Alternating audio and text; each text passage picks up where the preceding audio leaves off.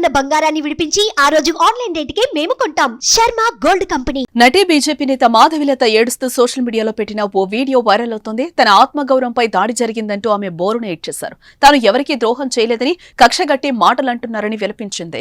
ఆడపిల్లగా sympathy game ఆడకుండా మగాడిలా పోరాడుతూనే ఉన్నానని తెలిపారు.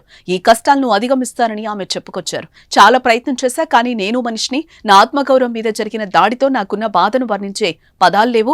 ప్రతి క్షణం వేదనతో నిండుంది. కోపం, నిరాశ, ఆవేదన, దుఃఖం అన్నీ ఒకేసారి నన్ను కుదిపేస్తున్నాయి. కానీ ఎన్నోసార్లు ఎందరో నా ఆత్మవిశ్వాసాన్ని చెదిమేయాలని ప్రయత్నం చేశారు. పదే పదే ఇవే మాటలన్నారు. ఎవరో వస్తారని ఎప్పుడూ ఆశపడలేదు. సమాజం కోసం నేను సైతం అనుకున్నా. నా పార్టీ కోసం, ప్రజల కోసం, మహిళల కోసం, హిందూ ధర్మం కోసం మాత్రమే నిస్వార్థంగా నా వంతు నేను పోరాడుతున్నాను. రూపాయి తీసుకున్నది లేదు, ఎవరికీ ద్రోహం చేసింది లేదు, మోసం చేసింది లేదు. కానీ కక్షగట్టి మాటలంటూ ఉన్నారు.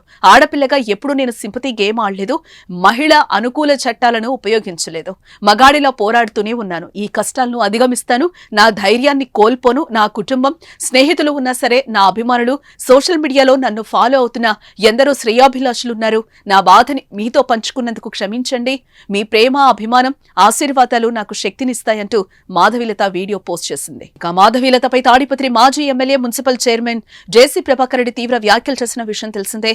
ఆమెకు ఎలాంటి గొప్ప పేరు లేదని వ్యాఖ్యానించారు. దీంతో జేసీ వ్యాఖ్యలపై బీజేపీ నేతలతో పాటు పలువురు ఆగ్రహం వ్యక్తం చేశారు. దాంతో తాను ఆ వ్యాఖ్యలు చేయాల్సింది కాదంటూ తన మాటలకు చింతిస్తూ ఆయన మాధవీలతకు క్షమాపణలు చెప్పారు. అయితే తనపై వ్యాఖ్యలు చేసి జేసీ సారీ చెప్పడంపై ఆమె స్పందించారు. నోటికొచ్చింది తిట్టి క్షమాపణలు చెప్తే సరిపోతుందా అని మాధవీలత ప్రశ్నించింది.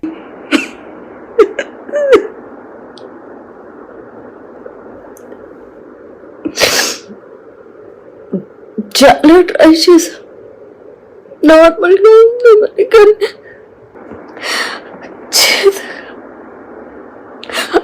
అవ్వట్లేదు.